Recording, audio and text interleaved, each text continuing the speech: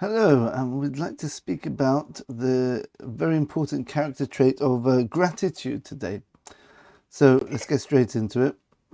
The rabbis say that you can, if you have like a pupil or a student who's got certain bad character traits, you can teach them. It's fine. You can hope you'll change them. They'll get better. But there's one character trait where basically he said, stay away from it. There's no hope for such a person. That person is the one who's got the character trait of ungratefulness or ingratitude. Someone doesn't have gratitude, there's no hope. Why is this trait so fundamental that the rabbis say that there's no hope for someone who doesn't have this? You can have a cruel person, even someone who just doesn't have kindness in his heart, very cruel. There's still chance for him. You have a selfish person, an arrogant person. But someone who's ungrateful, that seems to be the worst of the lot. So let's understand exactly why this is so important, especially in the idea of trying to change a person. We see that gratitude is very central to the Jewish ideology in Torah. We even see cases like the Egyptians. We have to give gratitude to the Egyptians, even though they enslaved the Jewish people for hundreds of years with back-breaking work and basically torturous, sort of like existence the Jewish people had through the hands of the Egyptians. But still, the Jewish people commanded that certain characteristics which are totally bad, and we can't marry into those sorts of nations, even if they convert. However, the Egyptians, 3 generations, because at the end of the day, they were, as the Torah says, you were dwellers in their land, even though they took advantage of that and they enslaved us. But we still have to have gratitude for that. And because of that, a 3rd generation Egyptian, after they convert, their grandchildren can marry into the Jewish people. Until then, they can only marry certain other types of Jews, but not the mainstream Jewish people, because of the corrupt character traits. But they're salvageable, and therefore they can marry after 3 generations. Okay? Whereas other nations, they don't get to marry in at all, the certain corrupt nations. So we have to have gratitude even for someone who does terrible tortures to us, but they had one redeeming quality. We even see it even extends to inanimate objects somehow, which is a discussion in itself. Exactly what does it even mean if the inanimate object can't feel your gratitude? What does it even mean, having gratitude? So you can imagine that's the idea of like having that sensitivity. If you have something good done to you, you should be grateful for it, right? So we see that Moses, when he was commanded to start off the 10 plagues, the 10 miraculous plagues, to save them, to begin the Exodus process, to punish the Egyptians and to redeem the Jewish people, the first 3 involved hitting either the Nile or the sand, and because the Nile protected him, he as a baby, his mother put him in a basket in the Nile, and he was protected from getting saved, from getting killed by the Egyptians, because they had the decree to kill all the male Jewish boys who were born. Because the Pharaoh didn't want any Jewish boys to grow up and save the Jewish people. He had his astrologers. They knew that a Jewish boy was going to be born to save them. So he said, well, kill all the Jewish boys. So his mother managed to hide him in the river, and because of that, he had to have gratitude to the river. So at the plague of blood and the plague of frogs, where he had to take his stick and he had to smite the river, he said, I can't do that. I have gratitude because of the river. I'm alive today. I can't do that. It's not right. right? Even though God says he should do it, but he was correct. Yeah, God understood that Moshe wasn't meant to actually hit himself, so he got his brother to do it instead. Similarly with the sand and the third plague, with the lice, he's meant to hit the sand and it was meant to turn into lice, but he didn't want to do that either because the sand had saved him because of the whole story before. He rescued a Jew who's getting beaten really badly, and his life was in danger by Egyptian taskmaster, and he actually killed the taskmaster and hid him in the sand. And because of that, he was he could get away with it, even though he wasn't. The whole story there, but at least for that short time, the sand would have done the job. So you see this incredible idea that running through the Jewish people, the idea of gratitude is such a fundamental attribute. We're going to see, of course, I want you to hear my 3 keystone lectures at the beginning. You'll see a whole array of different ideas coming out once you've got the whole underlying structure of how we look at the world through Judaism. But yeah, even if you don't, you can appreciate it from here. Okay, so why is it such a fundamental characteristic? Well, think about it. If a person, I should add on actually, the name Jew itself, where does it come from? Judah. It comes from Judah. Why are we named after one of the 12 tribes? We call the children of Israel. That was Jacob. So all the Jews are descendants from Jacob, except for converts, obviously, but the core of the Jewish people come from Jacob, whose name was Israel. But only one of the 12 children of sons of Israel, of Jacob, was called Judah, and we're named after Judah. The Jews are called Judah. Why? So if you have a look at in Genesis chapter 30, 31, where I think it's 30, where the names are being given to the sons of Jacob. It goes through a whole list, and this one was born, and he was called this because of that, etc. When it gets to Judah, Leah said, I thank God, because Leah knew that she was going to, that she was only destined to have 3 children. That was her portion, to have 3 of the 12 tribes from Jacob. And when she got the 4th one, she said, oh, I thank God, because there's something which I have to have gratitude for this, because this was something beyond what I was meant to get. So through that gratitude, she called her son Judah, because Hapam Oida as Hashem. Oida means I will thank Hashem. In Hebrew, the word Oida or Hodah means 2 things. It means to admit and also means to thank. And if you think about it, the idea is very similar. The 2 ideas are connected. Because when you thank someone, you're admitting that you're indebted to them, that there's certain aspect of your life which is dependent on them to an extent. That's what gratitude is. It's recognizing that your reality is in some way secondary or subjugated in some way to the one who did you the favor. It goes so far, right? And that's why he was called Yehuda, because Leah thanked Hashem. Oidas Hashem. So the word Yehuda means thanks. So the Jews are called thanks, gratitude. The Jewish people are called Jews because of gratitude. That is the core of who we are. Gratitude. How does that tie in with everything else we've been learning in this series of lectures we've been given? It even goes further. It says in one place that if someone even holds a door open for you, you owe them your life. That's how far it goes.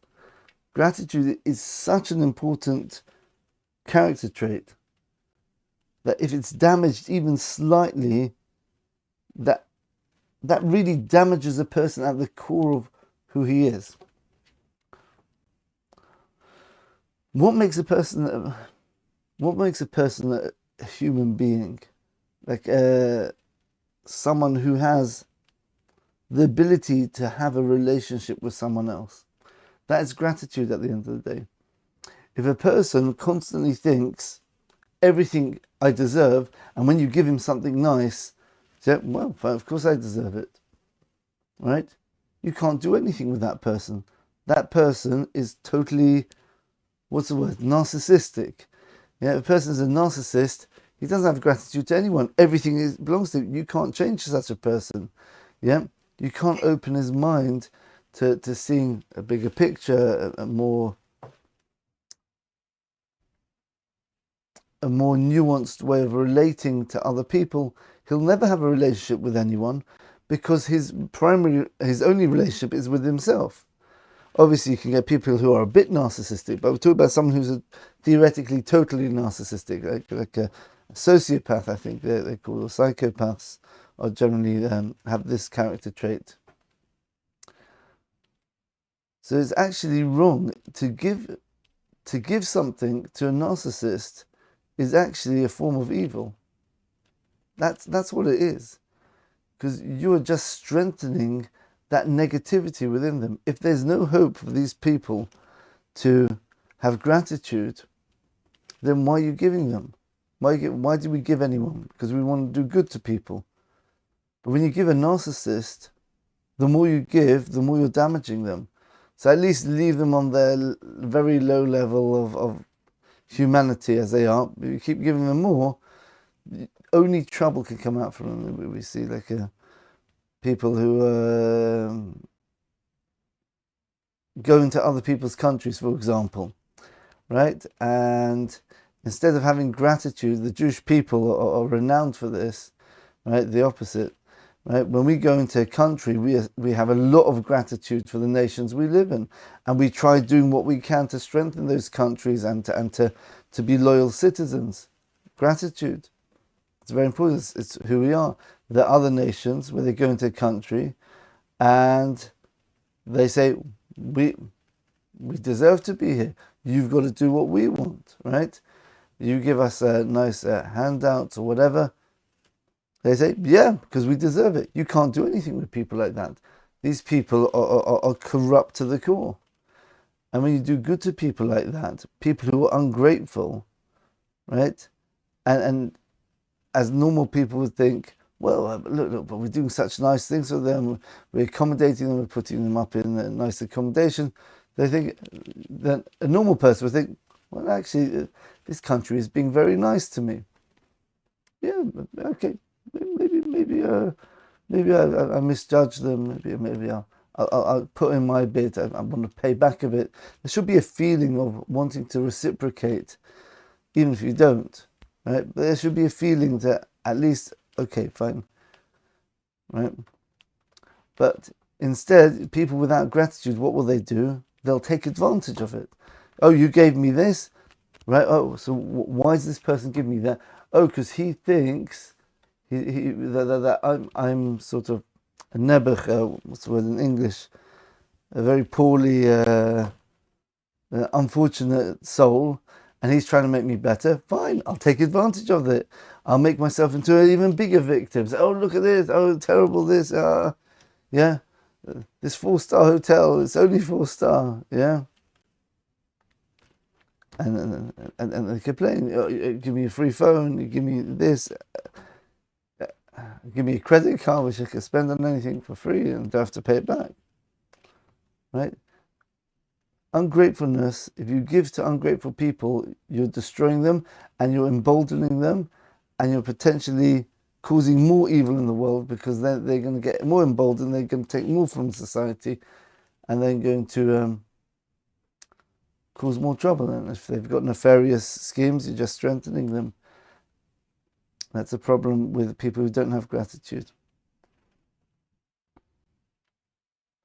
Whereas someone who has gratitude, the more you give them, the more they feel indebted to you, and the more they're willing to engender and to work and to strengthen the connection which you have with them, that bond of a giver and a taker. You can start hearing the resonance of the Keystone lectures now. Someone who's a taker but has gratitude gets closer to the one who's giving to them. Whereas someone who's focused on themselves, the more they give them, the more they feel, yeah, I deserve it. and therefore you embolden them. You make them more of a taker. You make them more ungrateful. It's a bit like magnets, yeah. You get two opposites. If I recognize I'm the taker, but I recognize he's the giver, I get close to the person, the more he gives. Then I get even more grateful. Then I feel even more indebted and grateful to him. So that creates a very deep connection. Whereas someone, you're giving me, yeah, but I'm the real one who's the giver. I'm not a taker. Anything which I'm taking actually belongs to me. So I'm not technically taking. So so the taker then sees himself as a giver, and therefore the person who's giving to him, he doesn't have any connection with him. So no, I'm the giver. So you get two givers, so to speak. So that's strange. It's a bit more nuanced than I'm speaking out here, because you've got to take into account the first lecture. But if you think about it carefully, you'll see this idea actually fits with the first lecture. Because here we're not talking about someone who's actually a giver. We're talking about someone who thinks he's a giver, right? Really, he's a taker, but he thinks he's a giver. So he's actually ending up being the opposite. Okay, when we spoke about, we're going to get onto that in a minute. The idea of the first Keystone lecture about how we interact with God, which is the key to the whole thing. So if we have a look at these two types of archetypes of people, one who has perpetual gratitude, and another one who has perpetual ingratitude and ungratefulness and narcissism. So we actually see this very interestingly in the Jewish people and their main enemy at the end of time, which is GOG.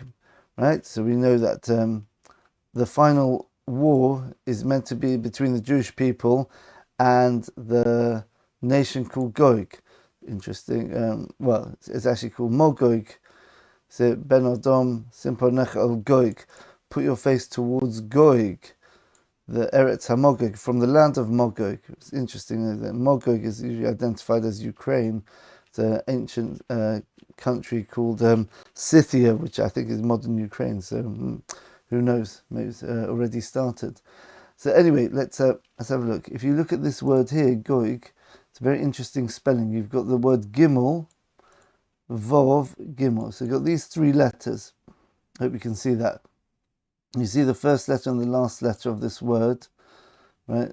Don't worry about this little dash there. That's like a hyphen, right? So Gimel, don't worry about the dot in the Gimel. That's something else as well. Okay, so you've got the Gimel, then a Vov. You see it looks a bit like a hook. We spoke about the letter Vov before in God's name. The third letter of God's name. In fact, you see it over here. The Yud and the Hey and the Vov and the Hey. You see the third letter there's the Vov. It looks like a hook. The Vov is a letter which means and. In fact, you can see this in verse 3. V'omar atah. The first letter in that word is a Vov, and it means and you shall say. Okay? Okay. So the GOG is described as a very arrogant person. Right? He's the one who wants to make war on Israel. He attacks the Jewish nation, the land of Israel. Right? I can't remember the actual source of that he's arrogant, but we do find it maybe in Psalms chapter 2. Right? God laughs at him, thinking that God's going to be this massive nation. I'm going to conquer, whatever. What's the idea of a word where you've got the first and last letter are the same?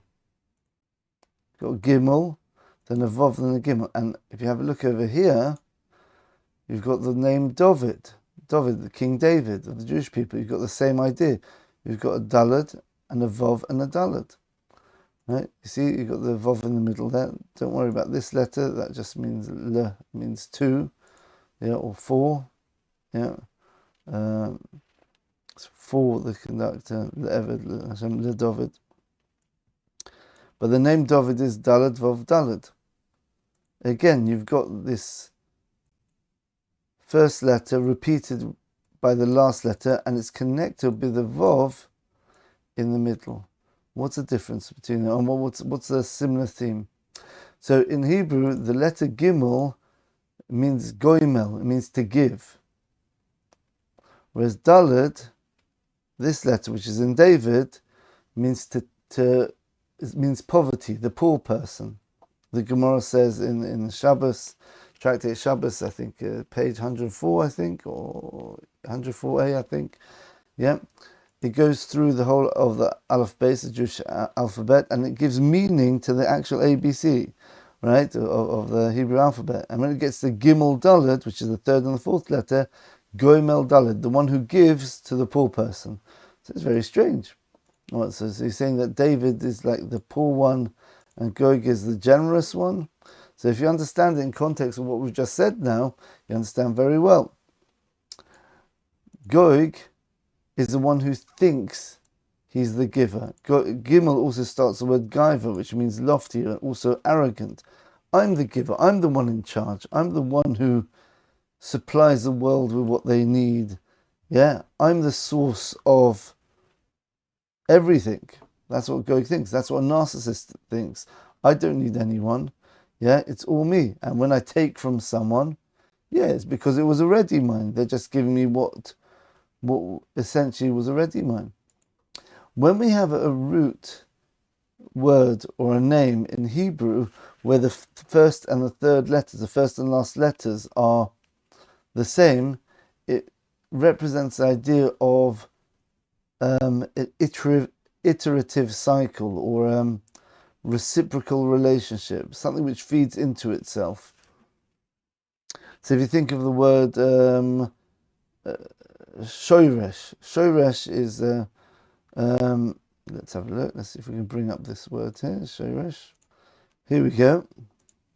The word shoresh over here. Shoresh. Let's say be with you. A root of produces hemlock and wormwood. It means it's talking about evil people who've got at their core they've got something wrong with them in their root. If you look at the word shoresh again, you've got a shoresh, shin, resh, shin. So you've got the idea of a shin, and then the resh, and it goes into the shin. What's the idea of a root? The root of a plant, what's the concept? The root is the source of where the tree is. The tree comes out, and then from the tree itself, you can make a new root, and then it produces more. So it's a cycle. The idea of shoresh is a cycle. Or shalsheres can mean a chain as well. Or shalsheles means number 3. We spoke about the number 3, sholosh. The number 3, you've got the idea of the start. You've got the second thing, and you've got the link between them. So you've got the number sholosh. You've got 2 things with a link between them. But that's the word for a chain is shalsheles. If you double over that 3-letter root, you've got shalosh becomes shalsheles, or a shoresh becomes shalsheres, which is another type of a chain. So you've got a chain basically is like this. That's connected to this, that's connected to that, and you can go on and on and on and on. It's just a repetitive cycle. It's a iterative cycle, that one thing produces something else, which then produces an extension of the same idea. You could think of it as fractals, maybe. Okay, anyway, so when we look at GoG, let's get back to GoG again. Here we go. Right. GoG, he's the one who says, I'm the one in charge, right? I'm the one giving. Then when he sees that people are dependent on him and that he's got domination on them, that's the Vov, that's the connector, that's the hook, right? That goes on and makes him feel even more of a giver. So therefore he doesn't feel any gratitude to anyone, because he's just saying, I'm not dependent on anyone, I'm the source of everything. So I'm the one giving to everything, including God. Doesn't think that he's taking from God. He's the one, I'm the source of power and hatzlacha and success in the world. Right? Whereas DaviD is the opposite. DaviD thinks, I'm nothing. What am I? I'm poor. I have nothing. Without God, I'm nothing. And then when he realizes that how much God does give to him, he gets a higher level of recognition. So, wow, I'm nothing. And yet God is still being nice to me and giving me all these nice things, my life and my success. He feels even more indebted. I feel even more impoverished and even more responsible to pay back the debt, even more indebted to God. That's the idea of Gog and DaviD. That's a fight between these two nations, right? So we see Gog is the idea of narcissism feeding into narcissism and becoming, and eventually cutting God out of the picture completely. Whereas DaviD is the idea of I'm nothing, but look at and so therefore if you're nothing, how are you existing? You depend on other people. So that gives you gratitude to whoever gives you sustenance or life, which is God himself. And that brings a person to a high level of recognition of God. And that is the secret of the world to come. That's how the world to come works. The world to come works exactly how we've described. We don't just get to that place and stay stagnant. We're constantly growing closer and closer and closer and closer to God. So obviously we have to be similar to God in this world by being actual givers. But then we realize that, okay, I'm a giver, fine, I'm similar to God, but there has to be that element as well where we feel that God, at the end of the day, gave us the opportunity to be close to him, right? Even when we do become infinite givers to our body and things like that. Yeah, we have to, when we do feel that closeness to God, we realize, wow, it's so kind that he gave us this opportunity to be similar to him and to experience his greatness and the pleasure of being close to him. That gratitude gets a person a higher awareness of God, right? And then now he goes to a higher level. And when he's on the higher level, he experiences God much more intensely. When he feels that intense pleasure, this new level of awareness of God and pleasure, then he realizes, wow, God's really nice. This kindness of God giving me this new level of pleasure is even more overwhelming. I'm even more unworthy of it. And so that unworthiness, that feeling of gratitude brings him even closer. Because remember, what does gratitude do? Gratitude makes you closer, connect with the being who's giving to you. You've got the same dynamic between the soul and the body as well, right? When the body realizes, well, I was just going to be a piece of meat after 70 years, whatever, 120 years, death, in the ground forever. But yet this soul put such effort into convincing me to do the mitzvahs and to bring God into my life and to change me into an infinite being. Wow, thank you, soul. But remember, what is that energy which gives the body infinite existence? It's really the soul bringing in the reality of God into it, right? Like we explained in the very first lecture, the first Keystone lecture. That's why it's very important to hear that one before this one. So therefore the body feels even more gratitude, and that makes the bond between the soul and the body tighter, and by extension between God and the body tighter, and more deep and more intimate.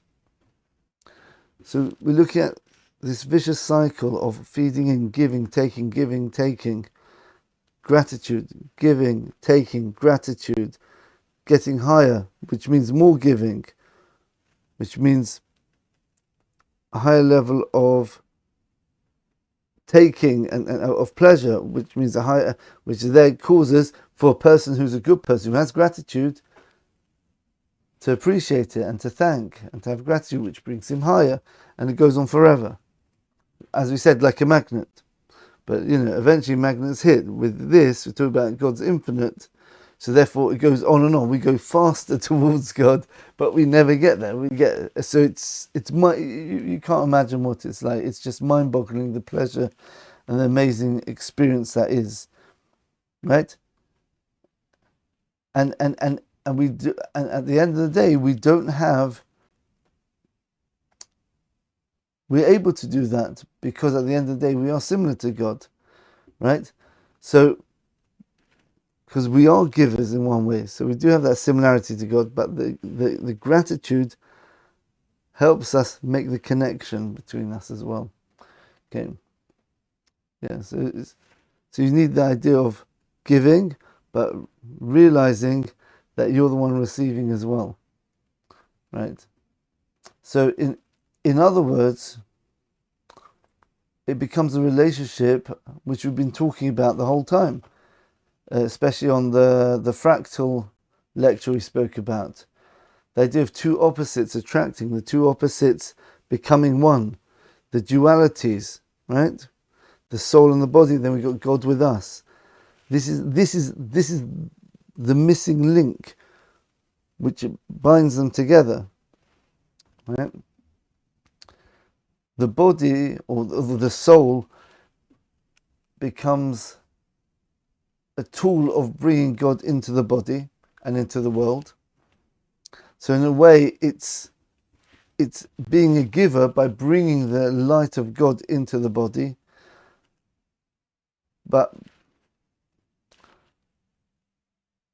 And because of that, it has a similarity to God. And because of that similarity, it feels a closeness. That closeness creates this new level of awareness and a new level of God bringing his light in. So therefore, technically what you've just done is by appreciating God's light coming into you, talking about the soul here, you've actually, that similarity of being a giver like God, you've triggered an infinite loop. I hope you're getting this. There's a beautiful idea. Remember we spoke about the loop, the iterative cycle. DaviD, I'm nothing. I'm connecting, right? But that connecting, what does it do? It gets us closer to God, which means we're experiencing God much deeper, which means the soul essentially, because of that, is giving to the body even more, because the body is also experiencing this closeness much more, which makes the soul more of a giver to the body. Boom. There's no words to describe the absolute genius of this process. Is just, it's astonishing. And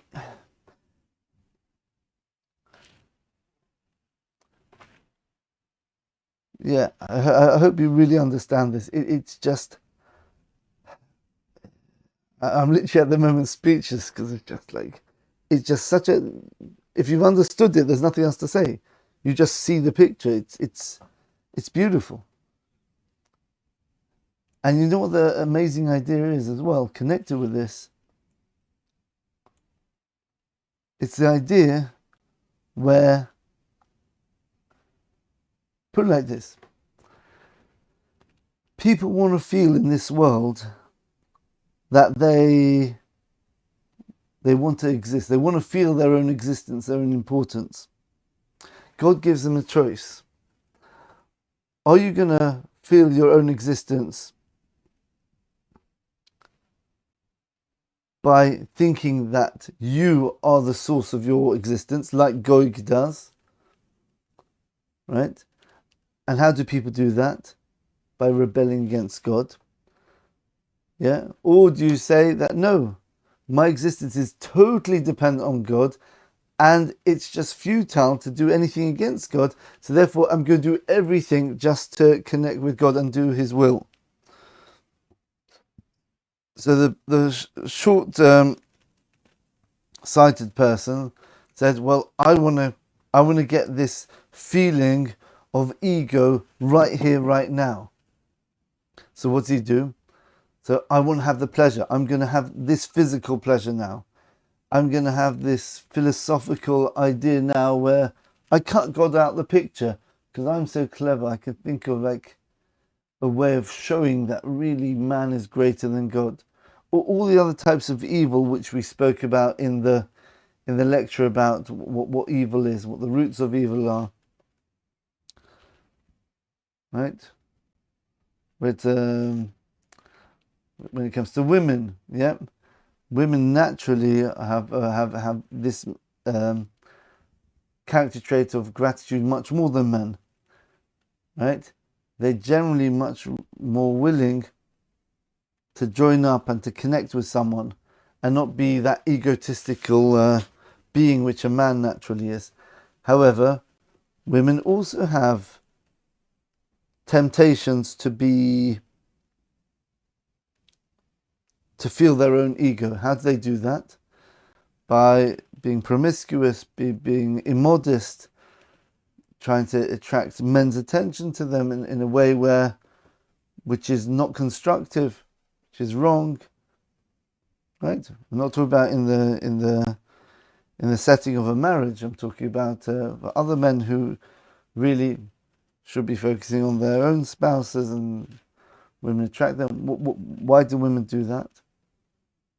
It's because they want to feel loved. Yeah, as we know, women who are starved of attention, they want to get their attention from negative places. Very important lesson for fathers of girls. Very important to give attention to the children, right? Otherwise they'll crave the attention from other places. As we know in society, that's how you get vulnerable children. Yep. So again, so women want to be looked at, be noticed. Men want honor, want people to look up to them. Yeah? They want to be the best. They want to feel I'm something, ego. Right? Of course it can go, men and women can have the same, there is crossover as well. Just saying where you find it more. So what are they doing? They're saying, I want to feel that I exist, therefore I'm cutting God out of the picture. Because that's the only way you can feel you exist down here, by cutting God out of the picture. But ironically, the more they strengthen this selfishness, this ego, it's all me, the more they're cutting God out of the picture, which means ultimately they're destroying themselves. Because remember, a person's existence is completely dependent on God. And the more you distance yourself from God, the less you exist. And if it goes so far, then you can completely kill yourself spiritually. Which means when a person dies, that's it, they're gone. Right? Because when God does the whole process of reviving a person and then showing what he's created with his life, have you lived a life where you bring God into the world or into yourself, into your existence, or have you cut him out? So people who are selfish, their whole life they cut God out. So if we replay the video, so to speak, of a person's life, you'll see darkness, no light, no God, no God, no God. So therefore he doesn't have existence anymore. He ceased to exist, literally. Whereas someone who has the opposite attitude and realizes the truth that I've got gratitude, that means I realize hakoras hatov, the Hebrew word for gratitude is hakoras, a recognition of the good. I recognize where the real good is. It's not me. I'm not self-dependent. I'm not autonomous in the absolute sense. My existence is completely contingent on God deciding to create me this moment. If he decides to stop, I'll just disappear. So that is the ultimate form of gratitude. The Jews, Judah, Yehuda, Hoida'ah, thank you. I admit that my existence is completely contingent on God creating me. And even my ability to earn my world to come, to be close to God, even that is given to me. Right? The job itself was given to me. Yeah. So when a person feels that everything he gets is from God, and therefore his whole life is about, I'm not doing what I want. God gave me literally everything, so I'm going to do everything I can for God, for whatever he wants. What does he want? We explained, what does he want? He really wants to give us pleasure. Fine, that's what you want, God? I'll do it. What is this pleasure? Oh, it's quite nice. Well, that'd be quite nice for me, okay. But that's not why I'm doing it. Ultimately, if you're a very pure person, the reason why you're serving God is through gratitude, through love. The third Mishnah in Pirkei Avos, in the Tractate of Avos, which speaks about of the fathers, we mentioned it before, which speaks about character traits. The third one says, Antigonus ish soichoi, kibul mehit shivna tzadik. So Antigonus was the leader of the Jewish people, sort of the time of the Greek exile, which we've been speaking about last couple of lectures. He received the whole Torah. We talk about the oral law from Shimon HaTzadik. Yeah, these people were giants. They were able to remember and contain with them the whole oral law without forgetting any detail. And they passed it on, and eventually, you see, after a few generations, it started to split and fracture, and then eventually it had to be written down many generations later. But at this stage, people were still remembering, individuals still knew the whole Torah, which is astounding.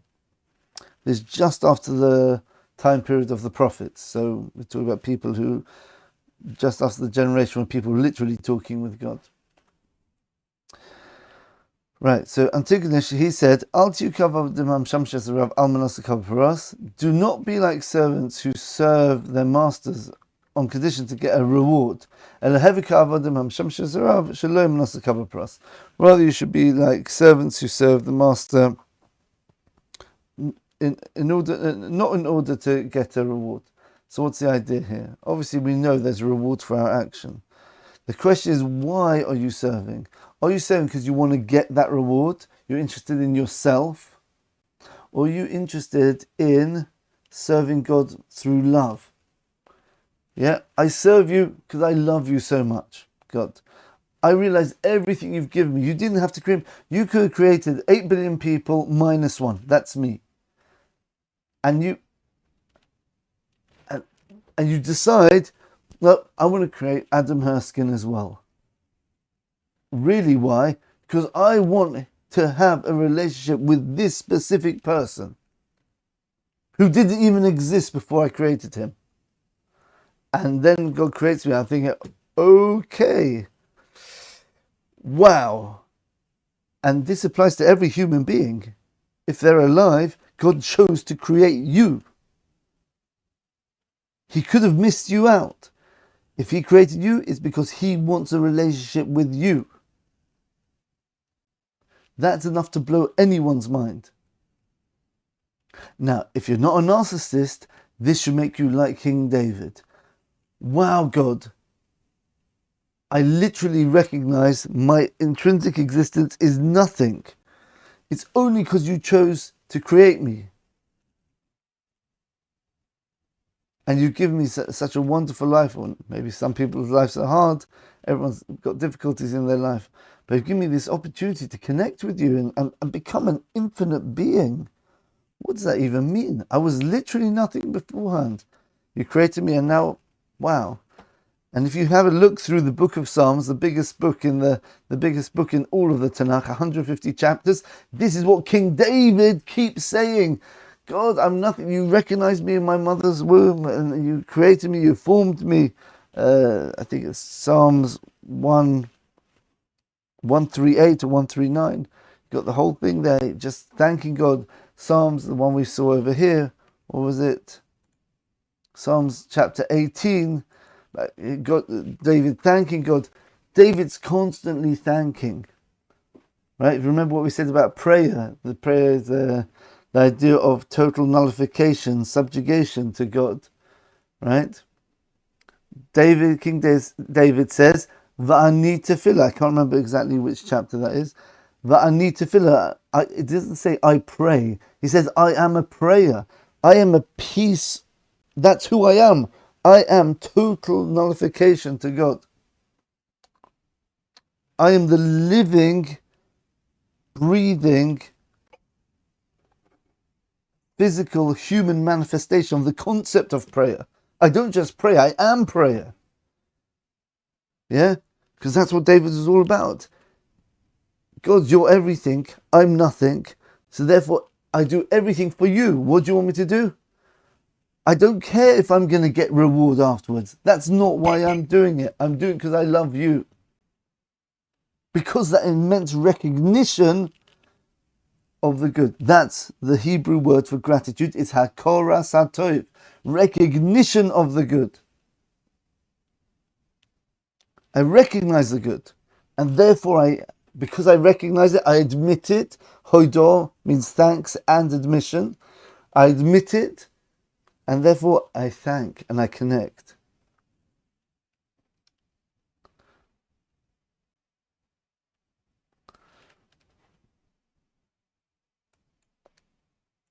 I think I've lost my train of thought there. Right. So summing up, today we've discussed why gratitude is such an essential thing, because that is the thing which creates a connection between the giver and the taker. The taker recognizes, I remember what we're doing now. Right, yes, a very deep idea. The taker recognizes he is taking, and because of that he has gratitude on his giving to him, and therefore because of that he gets closer to the one who's giving. Whereas the narcissist thinks that I deserve it, so I'm not really taking. In fact, if anything, I'm a giver. And therefore, the more you give him, the more he feels it strengthens this narcissism, becomes more a gimel, a giver. Gimel, giver, right? And a vov, that connects with another giving, GOG, the evil king who attacks the Jewish people at the end of days. I'm the giver, I'm the source. You give me, I deserve it. I'm going to give. I always see myself as being the giver, whereas David sees himself as a taker. So we explained the idea that people who want to feel ego, it's all about me. They're killing themselves because they're saying that I am the source of my success. But if you do that, you're cutting God out of the picture. You're not recognizing God, so you're killing yourself. Whereas people who realize that everything comes from God, and therefore everything I'm going to do is just to connect with God, and all of my personal desires, I want to eat this non-kosher food, I want to look at this thing which is not appropriate to look at, I want to say certain things which are not, I want to think certain things which are wrong. But God says not. But I want to get the pleasure of thinking or saying or hearing or seeing or eating or doing any of these things. I want, but God says no. So who's the reality? I'm nothing. I'm giving up my own personal desires because I've got a connection with God. And He doesn't want me to do it. So I realize that He's the truth, the true reality. I'm nothing. Now what happens then? Because of that, a person starts becoming less. He gets smaller. He squeezes out his ego. In his own eyes, he becomes smaller. But what in reality is happening? He's connecting with the source of infinite reality, of infinite existence. So paradoxically, the person who wants to make himself feeling I'm something, he's becoming nothing. Whereas the person who makes himself as humble and nothing as he can, he becomes infinite. And that is the process of the world to come. The more gratitude we get, the more we feel we're nothing. But because you're nothing, you're recognizing that God is everything. And you're connecting with that reality. So you yourself, because you're becoming one with that reality, you are becoming infinite just like God. And that keeps going on, and you get closer and closer to this idea of God. It's like an asymptote, the y equals 1 over x graph, where it goes like this. If you've got the the x-axis, it goes closer and closer and closer and closer. It never touches, but it gets closer and closer forever. Yeah? You know what the name of the graph y equals 1 over x is? It's called the graph of reciprocal relationship. There you go. That's what's going on here. This is the reciprocal relationship. The more we are nothing, the more we are infinite. The more people think I'm something, 1 divided by that is 0, or very close to 0. The smaller you make yourself, 1 divided by that, you reciprocal that, you become infinite. The beauty of gratitude, and that's what the Jewish people are meant to represent to this world. That's the message which we're trying to get through to the world. Stop thinking about your own personal egos. I want this.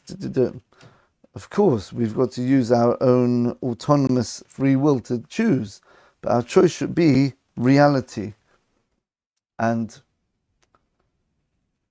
to give up this idea that we're going to live forever. We don't live forever.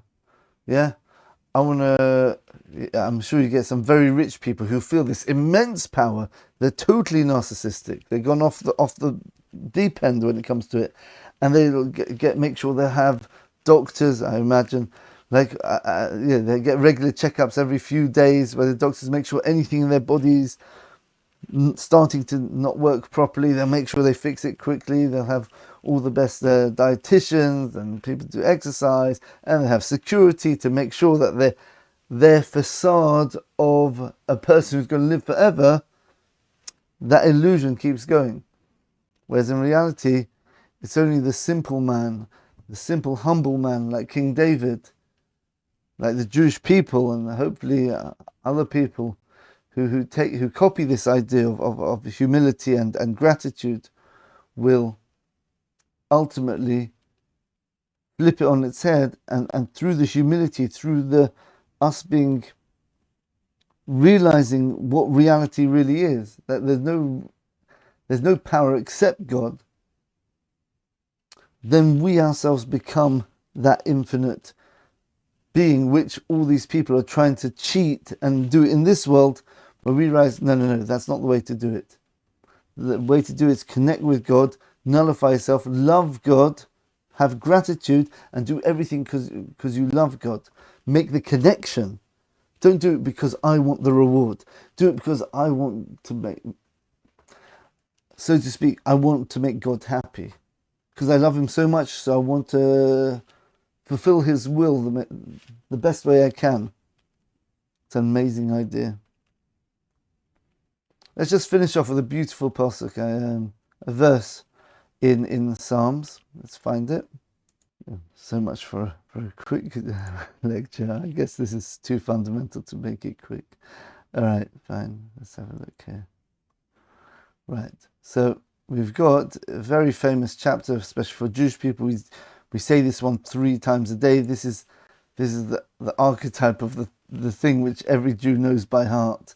Maybe the Shema, but this chapter in the Psalms, Jewish people say 3 times a day at least. It's all about blessing, thanking God, all about the praises of God, and amazing, right? There's actually different ways of reading this. Even it's like a process as well. But let's have a look at this verse over here. We'll bring the Rashi in for anyone. Not much Rashi on this chapter for some reason, even such a fundamental one. Let's have a look at this one.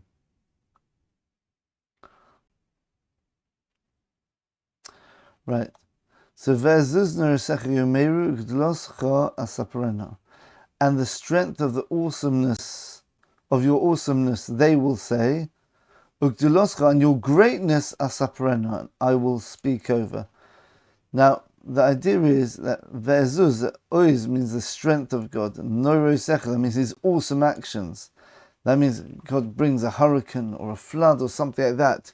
They will say, oh, look, that terrible thing happened. Oh, do you hear what happened with that person? They will say it. But when it comes to your greatness, the word gedula can mean greatness. It can also mean kindness. Okay? The greatness of God is the kindness of God. It doesn't bring it here in the Rashi, but this is a common idea we find throughout the Torah. A godel means an adult. He's then able to give. You can't produce children if you're a child, right? Once you're an adult, you can give to a child. That's kindness, all right? Just as an example there. Your kindness, asaprena, I will speak. He says sing here. I don't think it's a very good translation at all. Sipur means like to tell a story, right? That means you go into the details and tell people, oh, amazing. You know what the great things that happened to me today. What's the difference between these two people? And who is they and who is I? Well, I is David. Tehillah David, the praise of David, for David. When other people speak about God, that means he's talking about people who don't have this characteristic of David, of gratitude. What do they think? How should the world be? The world should be, I should be having my livelihood, everything's well, I should have my 2 cars, my nice big house, 5-bedroom house, everything's nice, I should have a beautiful wife, wonderful children, everything should be perfect, right? A nice functioning society. That's how it should be because I deserve it. But when something goes wrong, so that's a break in the status quo from the status quo which they assume should be their reality. They assume everything they deserve. They deserve a happy life here without anything going wrong. When something goes wrong, they say, oh dear, do you hear what terrible thing happened to that person? They look at the default of this world as everything should be fine, and when something goes wrong, they sort of blame God for it, or they say, well, even in a good way, so that, yeah, God's the one in charge. It wakes them up. But that means that their status quo, their default position, is that everything should be good. Whereas David, he looks at it the other way around. I don't deserve anything. In fact, my existence itself shouldn't even be here. It's only because God gave it to me. So when David realizes when something good happens to him, on top of what the goodness God already gives him, he thanks him for this extended good. Wow, it's very nice. You created me. You made me the king of Israel. You saved me from my enemies. You made me successful against these enemies in battle, etc. So these are things where David is so sensitized for all the goodness God gives him. He tells people, listen, this is what God is. Look how much good he does with me. Think about the good he does to you.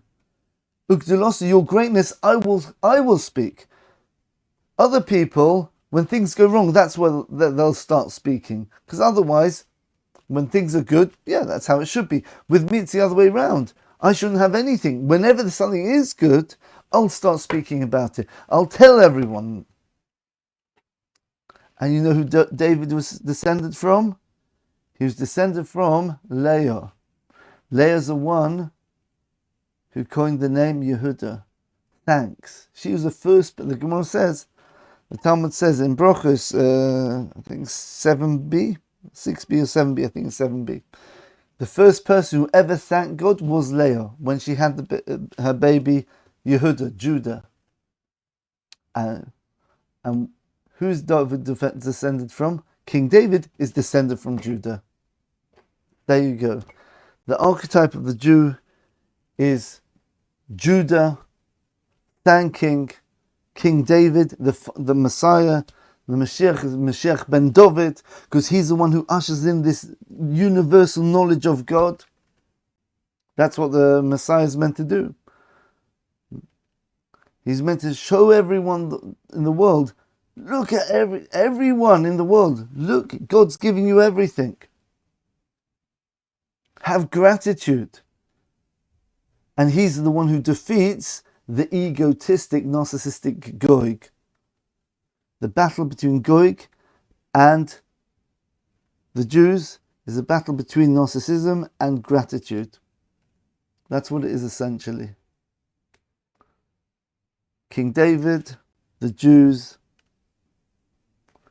and we're going to bring that knowledge to the world, that knowledge of gratitude to God. Okay, thanks for listening, everyone, and we hope to see you in the next lecture. All the best.